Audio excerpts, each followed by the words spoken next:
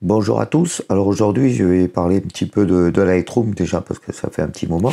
Et puisque là, nous, on est en octobre 2021 et Adobe vient de sortir la version annuelle. Il y a toujours des mises à jour qui se font au courant de l'année, mais les plus grosses mises à jour des produits Adobe se font généralement en octobre au moment de Adobe Max. Et donc cette année, au niveau de Lightroom, il y a une modification assez importante et qui était assez intéressante. Et donc c'est pour ça que j'ai voulu faire cette vidéo. Donc ce qu'on peut voir ici, en fait, c'est une vidéo du fronton de la mairie de Marseille. Et donc on va un petit peu s'amuser à la modifier. Photo en soi, pas grand intérêt, c'est juste pour l'exercice pratique. Ils ont fait une modification au niveau des traitements localisés. Cette interface des traitements localisés était assez vieillissante, qu'elle ne permettait que de faire des traitements certes avec beaucoup d'outils, des épingles qu'on devait sélectionner après pour pouvoir repasser dessus et voir en quel état était notre traitement localisé, ce qui faisait qu'on pouvait avoir énormément d'épingles après si on faisait vraiment beaucoup de traitements à différents endroits. Et puis on n'avait pas la possibilité de se repérer soit par un nom de masque ou autre. Et donc ce qu'ils ont fait, c'est que le traitement maintenant localisé est regroupé avec un seul outil qui est ici, c'est ce rond là. Donc avant de faire le traitement localisé, on va faire un traitement général rapide. En réalité, en pratique, on fait d'abord un traitement généralisé sur la photo et puis après on passe à un traitement plus local. Pour ce qui est du traitement général, je vais pas m'embêter si je vais faire un petit coup de auto.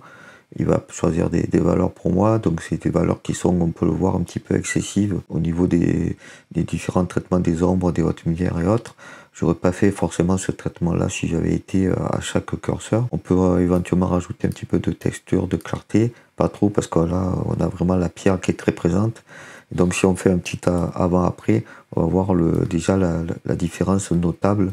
Ici avant, ici après, on voit vraiment que chaque imperfection, chaque contraste des pierres sont ressortis ici très fortement. Donc bien entendu, à vous de faire quelque chose de plus fin au niveau des réglages pour pas vraiment trop dénaturer la photo et que ça saute pas trop aux yeux. Voilà, donc je touche plus trop au contraste, etc. On va laisser comme ça pour le traitement général. Donc on va traiter cette photo grâce à donc nos nouveaux traitements localisés. Donc on a dit c'est ici. Donc avant on avait également dans cette ligne-là tous les traitements localisés qui étaient réunis au même endroit. Mais là c'est encore mieux, on aura une interface dédiée. Donc on va cliquer et donc on apparaît ce menu-là où il nous explique qu'on peut ajouter un nouveau masque. On a deux sélections rapides qui sont de sélection sur un sujet et sélection sur le ciel. On va utiliser un des deux, je pense que vous doutez duquel. Et après, on a la possibilité d'attaquer par une sélection en faisant un coup de pinceau, le dégradé linéaire, le dégradé radial, comme on avait précédemment, mais qui était ici. Ou alors en gamme de couleurs et en gamme de luminance également, ça on l'avait déjà. Donc ici, on va sélectionner par un sujet, parce qu'il n'y a pas de ciel, déjà, tout simplement. Et ensuite, parce que ici, on a un sujet assez fort qui se dégage, je pense que j'ai pas besoin de vous préciser où se trouve le sujet, mais je vais faire justement sélectionner un sujet et on va voir ce qu'il va nous calculer pour nous. Et donc, on voit qu'il apparaît un nouveau menu ici, une nouvelle fenêtre flottante, qui s'appelle masque, et où on va nous un bouton plus pour créer des nouveaux masques et la liste des masques déjà ajoutés. Donc, on voit que il a calculé et qu'il a trouvé justement le sujet. Et il ne s'est pas trompé, c'est bien ça qui était photographié en priorité, même si l'ensemble de la photo est intéressante aussi autour. Et donc on voit qu'il ne s'est pas trop trompé, il y a juste ici où il a sélectionné des bouts qui sont en plus. On va voir comment le modifier. Et donc on voit qu'il est en surbrillance, ce qu'il a considéré lui comme étant le sujet, et ce qu'il a masqué. Et on a ici le masque un peu à la mode Photoshop qui est montré. Sur le masque, on voit qu'on a les trois petits points, où ça nous permet de soit renommer. Donc ça c'est déjà intéressant parce qu'on va pouvoir vraiment dire exactement le masque, ce qu'il masque. Ici je vais marquer le sujet, tout simplement. Hein. Et donc après, pour chaque groupe de masques, on a quand on va faire des actions supplémentaires, ajouter, soustraire, il va nous mettre un nouveau sous-masque.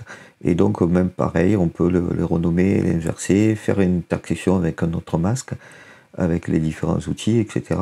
Donc on voit que c'est assez puissant et que ça va être hiérarchisé, ça va être catégorisé, et on va pouvoir rapidement retrouver quelles modifications on a faites. On a bien une épingle comme on avait avant, mais c'était ça un des défauts de ce système qu'on avait sous Lightroom, c'est qu'on avait parfois centaines d'épingles à certains endroits, mais on ne savait pas quelle épingle faisait quoi, parce que c'était juste mis à la position première où on avait créé le masque. Donc on voit que le masque, malgré le très bon calcul qui a été fait, il y a quand même des imperfections, il y a des éléments qu'on peut enlever.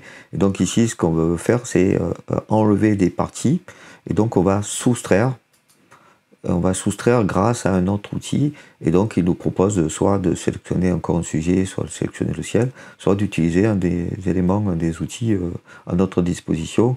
Ici, comme c'est un élément assez rapide à enlever, ben, on va prendre le pinceau, c'est le plus rapide, et puis après on va pouvoir lui dire ce qu'on veut faire au niveau de la taille du pinceau, du contour progressif, et si on veut faire le masquage automatique ou pas. Le masquage automatique, c'est en fait on dit si mon pinceau, je rentre mon cercle intérieur là, je touche pas la partie que je veux conserver, et ben automatiquement il enlèvera bien la bonne partie sans toucher à la partie que je veux conserver. Et donc après il suffit de passer sur la zone que vous voulez démasquer. Et donc rappelez-vous, il ne faut pas toucher la partie que vous voulez conserver pour qu'il ne se trompe pas au niveau du masquage automatique. Et donc vous passez donc sur les différentes zones que vous voulez démasquer. N'oubliez pas de voir que vous avez la densité et le débit qui peuvent faire que vous enlevez plus ou moins. Donc en fonction de ça, si vous voulez vraiment enlever toute la zone, il faut le mettre à 100%. C'est rapide et ça le fait automatiquement. Et après, si vous voulez faire rajouter, vous faites exactement la même chose. Cette fois-ci, en sélectionnant le bouton ajouter. Et toujours avec un pinceau.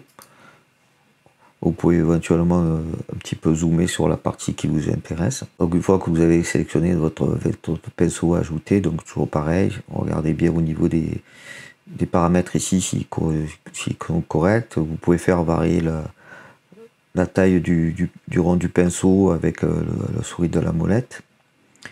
Et toujours le même principe, vous passez sur la zone que vous voulez conserver.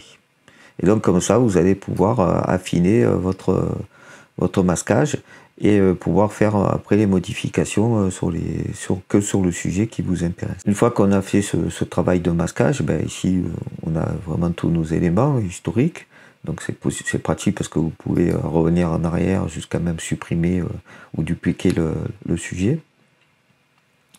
votre masque ou l'inverser, etc. Et puis surtout, ça va vous permettre de pouvoir faire les modifications grâce après aux différents effets utilisables. Donc vous pouvez afficher ou désafficher l'incrustation pour voir un petit peu le traitement, parce que si vous laissez l'incrustation comme ça, vous allez peut-être avoir du mal à voir ce que vous faites. Donc vous l'enlevez et puis après vous allez par exemple faire un petit coup d'exposition si vous voulez que ça ressorte plus. Bon, là j'exagère volontairement pour le bien de la vidéo. Ne faites pas ça dans la réalité, vous voyez que c'est infâme. On a l'impression que c'est vraiment pas réaliste du tout.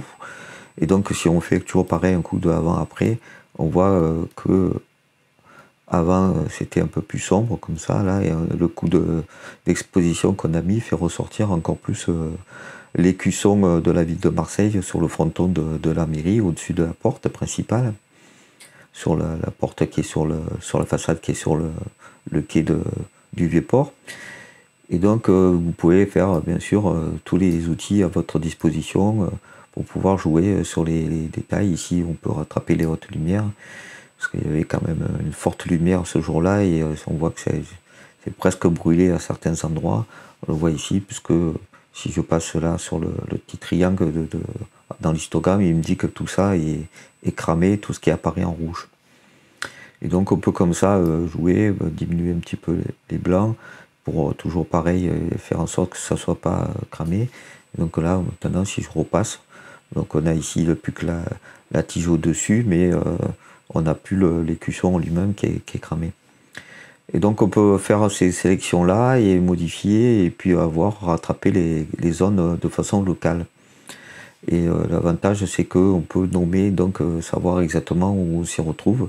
Même le coup de pinceau, hein, on peut les nommer pour dire qu'on a rattrapé ou tel détail, éliminé ou tel détail. Donc on voit que c'est pas infini, c'est peut-être pas encore au niveau de certains autres outils, certaines autres applications.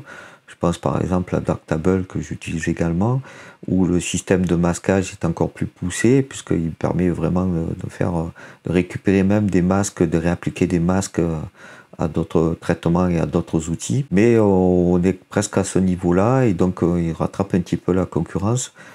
On va dire que Adobe s'était un petit peu endormi sur ses lauriers par rapport à ça, où il touchait pas trop à cet outil-là, qui était vraiment un des outils les moins aboutis sur Lightroom, qui est un très bon outil de traitement rapide général, mais qui pour le traitement localisé était assez pauvre finalement, même s'il permettait de faire à peu près tout ce qu'on voulait, mais au bout de quelques complications et quelques arrachages de cheveux. Voilà, donc pour moi c'est vraiment une bonne avancée, ce qui va faire que on va pouvoir utiliser quasiment Lightroom sans avoir à utiliser Photoshop pour la plupart de ces photos.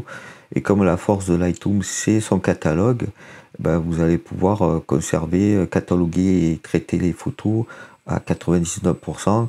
Il n'y a plus que les grosses retouches, transformations et modifications qui doivent être faites dans Photoshop, mais où on va toucher plus à du trucage que à du développement. Donc le développement lui-même, il peut être fait quasiment à 100% dans Lightroom. Voilà, donc c'était juste une petite vidéo rapide pour parler un petit peu de cette avancée assez intéressante qui pour moi va pas mal changer la donne dans Lightroom. Voilà, je vous dis à bientôt sur Juste une mise au point.